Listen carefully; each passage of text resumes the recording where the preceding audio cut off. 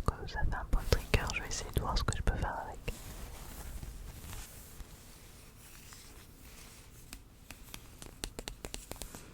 C'est un drapeau que j'ai eu durant le match.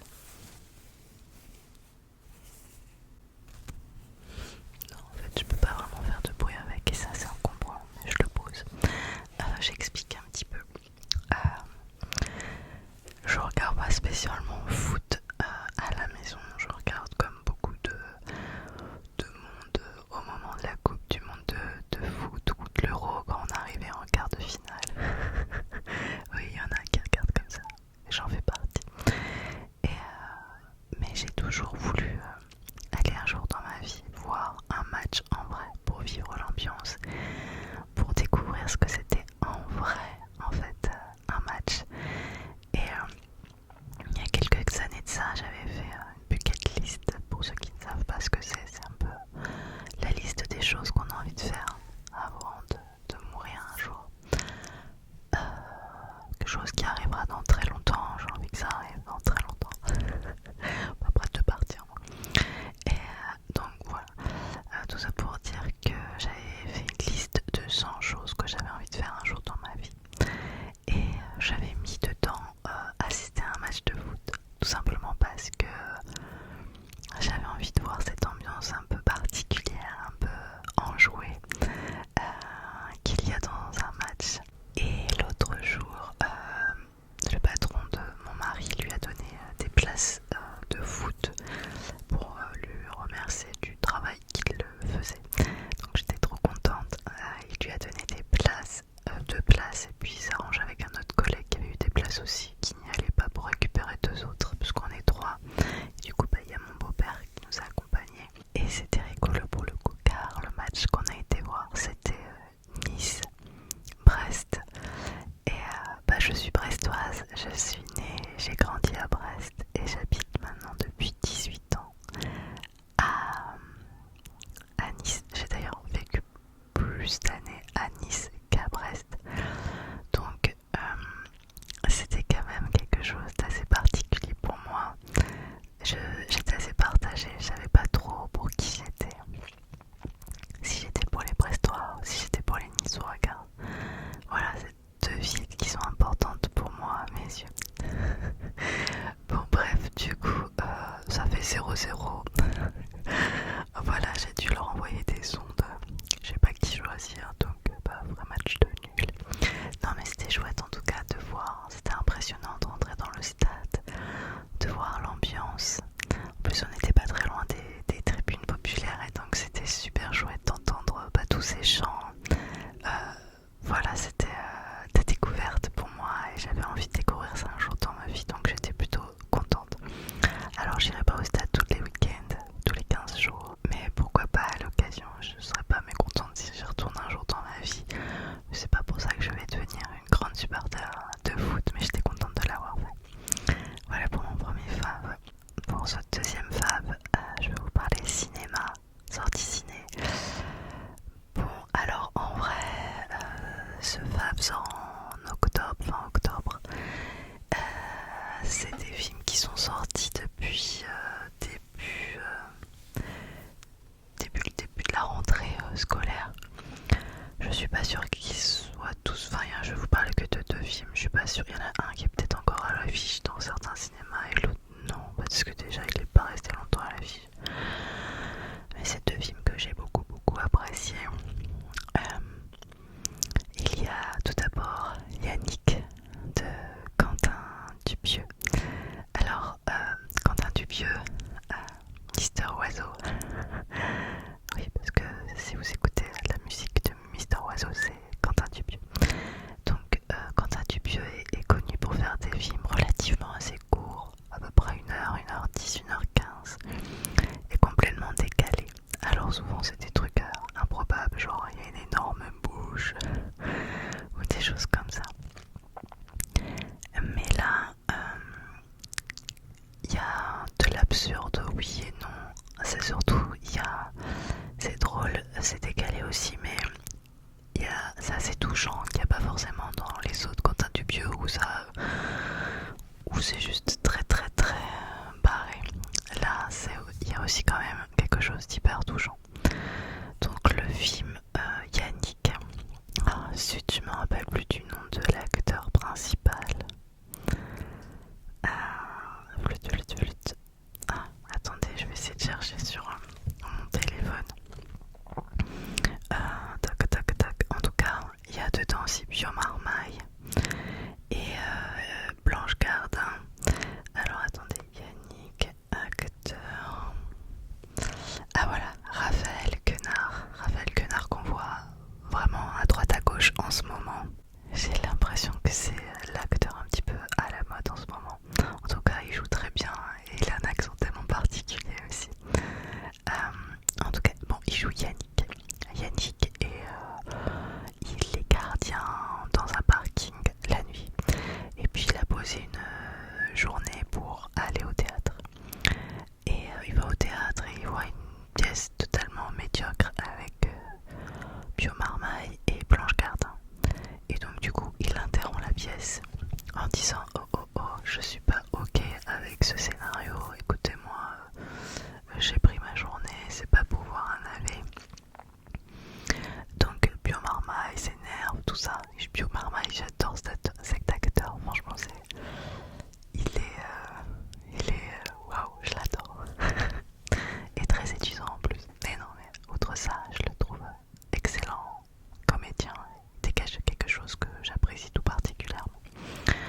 Et et Blanche Gardin exceptionnelle également. Bon bref, c'est un super casting. Et bon bref, ils se prennent un peu la tête. Et Yannick décide de prendre en otage la pièce, le théâtre, pour qu'il refasse une autre pièce de théâtre que lui-même écrit pour qu'il puisse se divertir. Parce que après tout, il a payé ses places et il a posé une journée rien que pour ça.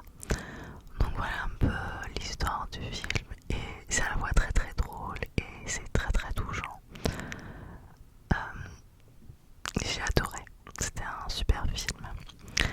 Un autre film que j'ai été voir récemment avec Papa Écureuil, c'est un film d'ailleurs où il y a Blanche Gardin encore dedans, où elle joue aussi magnifiquement bien. Et il y a Pierre Ninet. C'est le livre des solutions de Michel Gondry.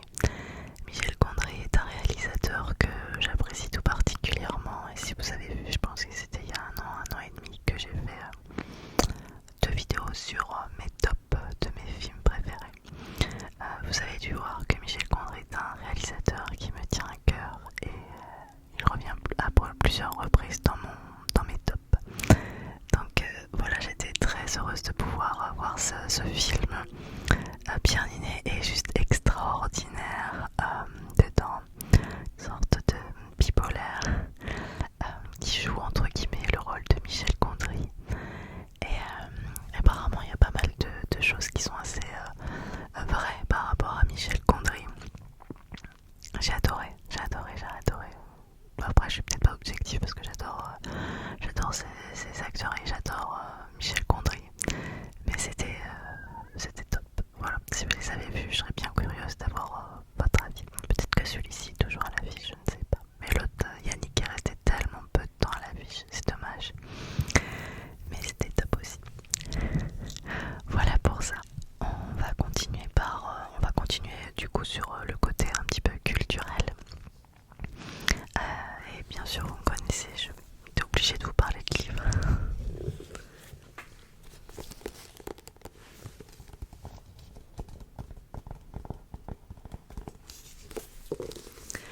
J'ai acheté Panayotis Pasco, La prochaine fois que tu mordras la poussière. J'aime beaucoup déjà la base cet humoriste. J'avais vu son one man show sur Netflix que j'avais trouvé extraordinaire. Le gars il a 25 ans, on a l'impression qu'il en a 35, il est bourré de maturité. C'est drôle, c'est bien écrit.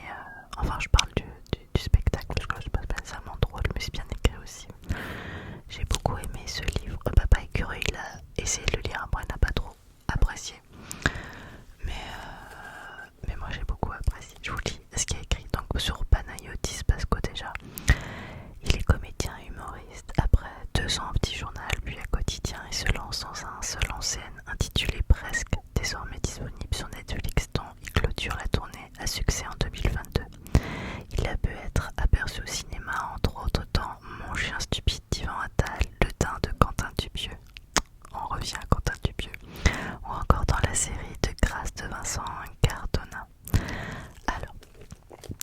de ce livre.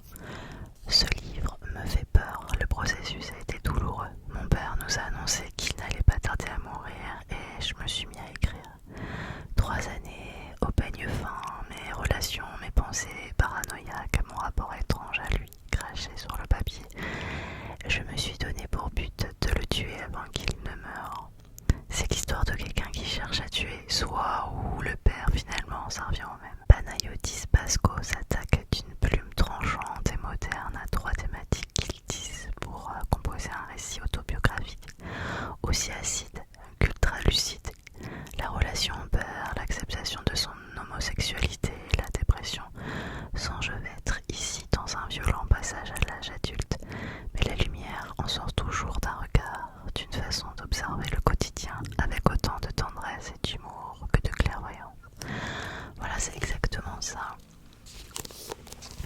C'est un livre vraiment sur le passage à l'âge adulte, la découverte de soi, l'acceptation ou non, toutes les questions qui nous viennent en tête quand on devient adulte, sa relation avec son parent, surtout un parent qui est malade, parce que forcément ça nous fait poser des questions supplémentaires. J'ai trouvé ce livre touchant et en même temps je me suis dit, il faut avoir vraiment du courage pour écrire de tels mots, pour se livrer à ce point, parce que c'est vraiment une confession. On sent par ses thèmes, par les mots qu'il emploie, qu'il a l'habitude d'aller voir les psys, parce qu'il a des mots que les psys emploient. C'est un peu comme une thérapie qui nous livre peut-être quelque part. Il y a aussi la découverte de sa sexualité, tout un tas de sujets très intéressants dans l'aboutissement du passage de l'adolescence à l'âge adulte. Ça se lit très vite parce qu'il n'est pas très gros, les chapitres sont ultra courts. Combien de pages? Pas beaucoup en fait. 230 à peu près. J'ai vraiment beaucoup apprécié ce livre et je suis sûre qu'il y en a plein d'entre vous qui l'ont lu parce qu'il est en premier des ventes en ce moment, donc j'aurais aimé aussi savoir votre retour par rapport à cette lecture, car je sais que Papa Écureuil n'a pas apprécié. Et un deuxième livre que j'ai fini aujourd'hui d'ailleurs, c'est rigolo, bon, je l'ai commencé hier en même temps. Les reflets du monde en lutte de Fabien Toulmé. Fabien Toulmé, je vous en ai parlé récemment dans la vidéo sur le retour de bibliothèque, spécial roman graphique, puisque j'avais lu, je vous présente à ce moment-là le livre Les Deux Baudouins. Depuis je suis retournée à la bibliothèque et j'ai vu celui-ci qui est sorti en 2022. Et donc du coup je l'ai pris parce que j'ai vraiment apprécié cet auteur. Je vous lis la 4e de couve. 3 voyages, 3 récits de résistance populaire, 3 histoires d'humains en lutte. Pour mieux comprendre ce qui anime celles et ceux qui affrontent l'oppression partout sur notre planète, pour en savoir plus sur leur parcours, leur motivation, leurs forces et leurs doutes, Fabien Toulmé est allé à leur rencontre. À travers la révolution populaire au Liban, le combat d'une favela contre un projet immobilier au Brésil et l'engagement d'une militante féministe au Bénin, l'auteur de Ce n'est pas toi que j'attendais et de l'Odyssée d'Hakim poursuit sa découverte du monde qui nous entoure. Du coup, on le retrouve dans 3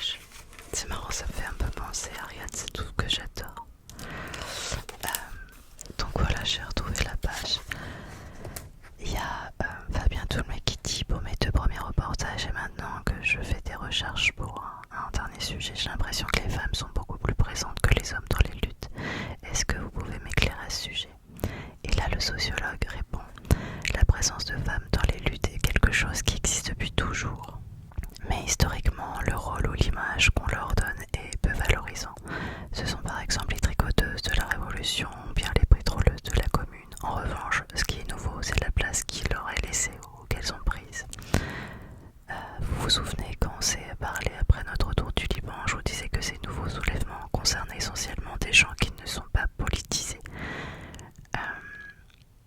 C'est important car le fait que des luttes ne soient pas menées par des organisations, par des leaders et donc habituellement par des hommes, laisse mécaniquement une place aux femmes. Il y a une autre chose très importante à prendre en compte, c'est que selon les luttes, les femmes sont plus ou moins légitimement présentes. Rachel N. Warner, une sociologue américaine, raconte dans un article comment un groupe de femmes qui s'est mobilisé contre la chasse n'a mené à aucun résultat. Alors que dans la même ville et au même moment, un autre collectif de femmes qui s'est élevé contre l'exploitation des animaux dans les cirques a obtenu gain de cause. Et bien parce que dans la conscience collective, le cirque c'est pour les enfants. Donc c'est maman qui décide. Ça veut dire que pour résumer, qu'on est dans un monde où on considère que certaines causes concernent plus naturellement les hommes ou les femmes, typiquement tout ce qui est trait à la santé, aux enfants ou à la maisonnée, ce sont les femmes qui gèrent. C'est assez violent, mais ça montre à quel point notre esprit est conditionné par des stéréotypes de genre.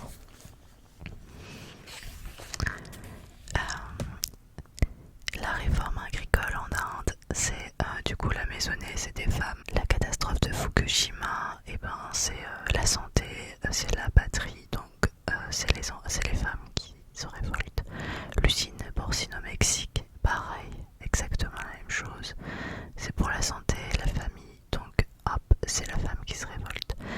La communauté de Porto do Capim, donc là c'est une communauté qu'on voit dans le livre, hop, c'est la maisonnée, donc c'est des femmes.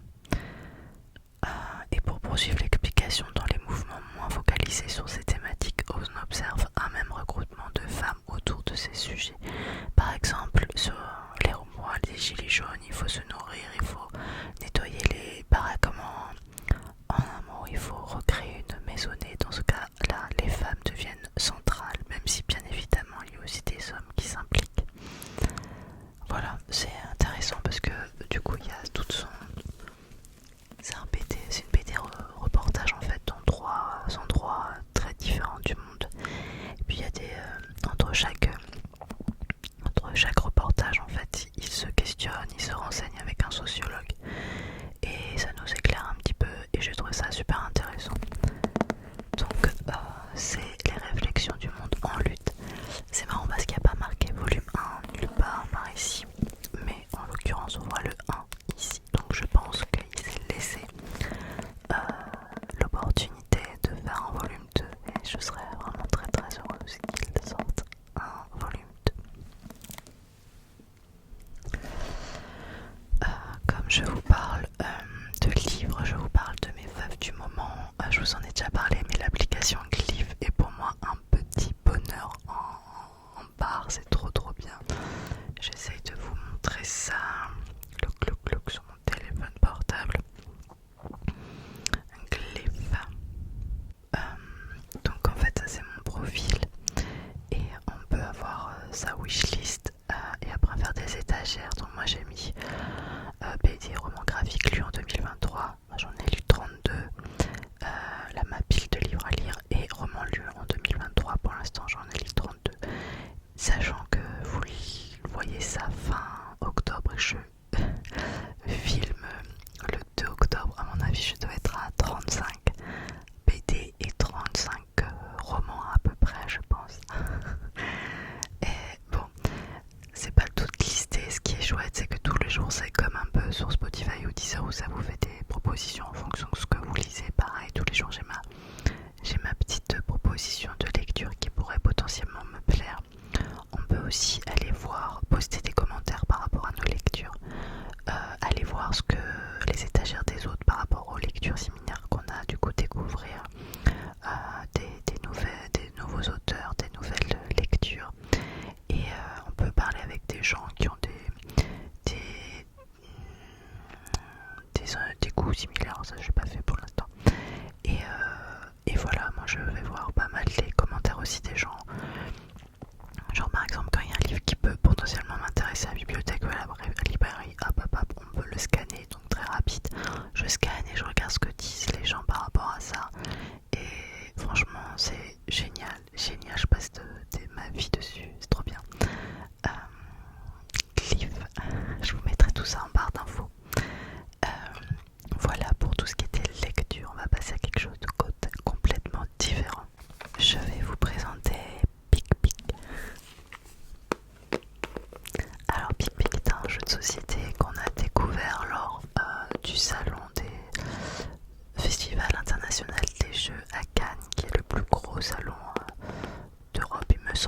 jeu de société. C'est génial, ça dure 4 jours, c'est énorme. On n'a même pas le temps de tout voir, même en y allant du matin jusqu'au soir. Chaque année on y va, c'est fin février. C'est un petit bonheur, c'est un moment que j'adore tout particulièrement. Et donc voilà, on passe notre week-end à jouer.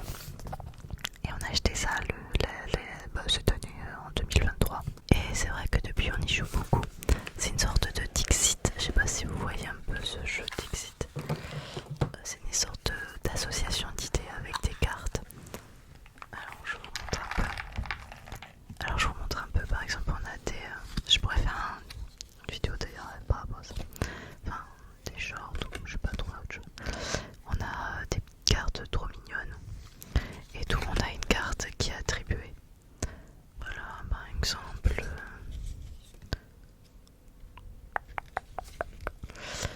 elles sont...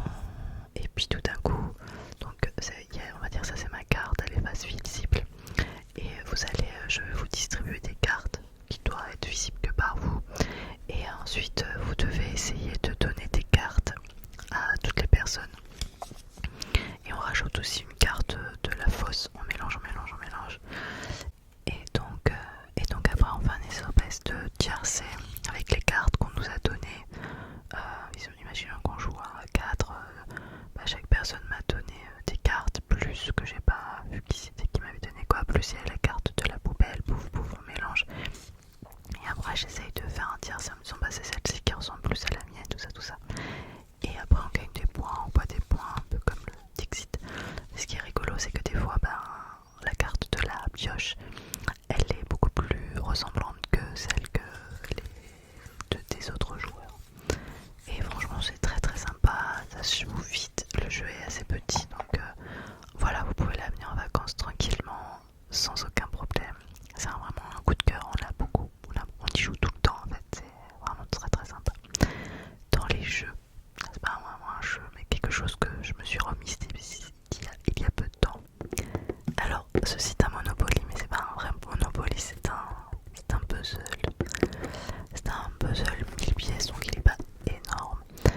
Ça faisait des années que j'en ai pas fait. Je l'ai acheté chez Noz. Alors il n'y a pas de Noz dans les Alpes-Maritimes. Je l'ai acheté en Bretagne quand j'étais chez ma maman cet été.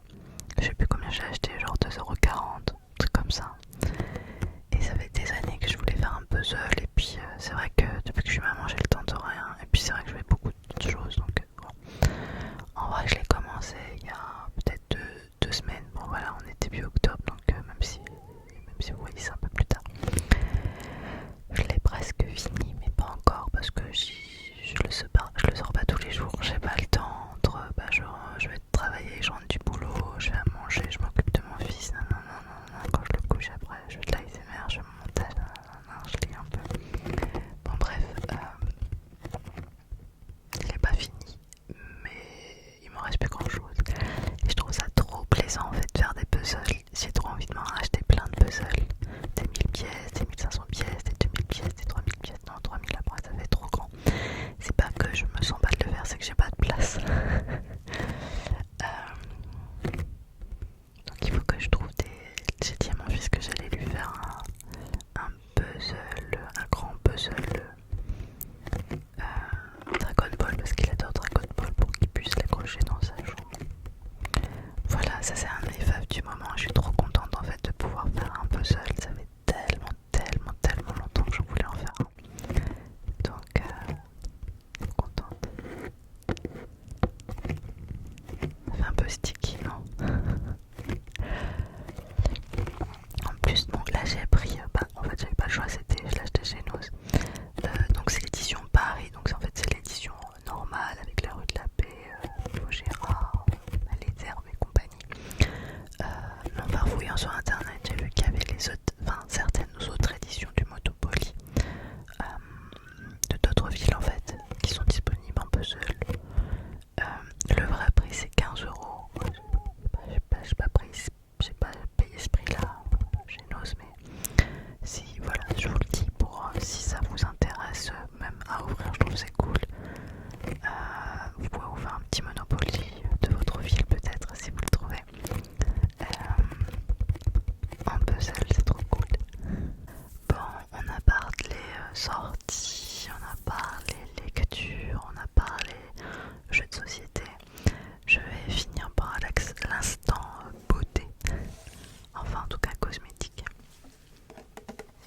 Ça c'est un gros coup de cœur de ce dernier temps, oui. Je l'ai eu dans une box Blissim. C'est Bioderma Créaline Gel Moussant, nettoyant, apaisant, micellaire, hydrate, visage et yeux, à rincer, peau sensible, non parfumé, sans savon, blablabla. C'est trop bien. Je l'aime trop. D'ailleurs, je pense que quand je l'aurai terminé, je vais m'en racheter. Parce que en fait, moi j'ai les yeux hyper sensibles. Rien me touche l'œil ou à côté de l'œil. J'ai les yeux comme ça. pendant une demi-heure, je suis en PLS des yeux. Donc, non, c'est trop bien. C'est tout doux. C'est-à-dire que vous pouvez vraiment nettoyer votre visage entièrement, même en passant sur les paupières. Ça va rien vous faire. Ça nettoie bien. Je sens ma peau qui est nette. C'est juste trop bien. Il n'y a rien à dire à part que c'est trop bien. Créaline Gel Moussant nettoie en douceur, apaise et hydrate les peaux sensibles grâce à ses actifs apaisants et surgraissants. Il calme rapidement les irritations. Le complexe thermo-breveté DAF augmente le seuil de tolérance des peaux les plus sensibles. Sa mousse onctueuse laisse la peau douce et confortable, peut s'utiliser comme démaquillant. Très bonne tolérance cutanée et oculaire, testée sous contrôle dermatologique et ophtalmologique. Oui, c'est ce que je vous dis pour les yeux. Moi qui suis joujou comme ça, c'est trop bien. Résultat, la peau est nettoyée, apaisée et hydratée. Conseil d'utilisation, appliquer sur peau mouillée, faire mousser puis rincer abondamment, sécher délicatement. S'utilise matin et ou soir. Je crois que le prix, je crois que ça va en plus, je crois que c'est 11-12 € le tube. On fait longtemps avec, c'est trop bien.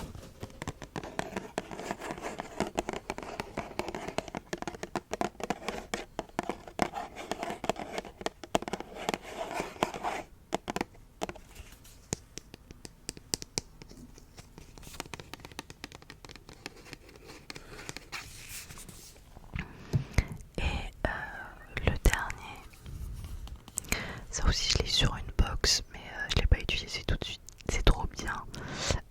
Skin Barrière Night Cream, crème de nuit, barrière cutanée de chez Codex. Je connaissais pas la marque et c'est écrit vraiment petit derrière. Mais bon, en gros, c'est hyper onctueux. Ça sent trop bon. Tiens, je te fais sentir. Tiens ça. Franchement, l'odeur, c'est incroyable. C'est l'odeur, on sait qu'on va le mettre ça juste avant de dormir. On sait qu'on va faire des beaux rêves rien qu'avec l'odeur. On a envie de se sentir, de se blottir contre soi-même.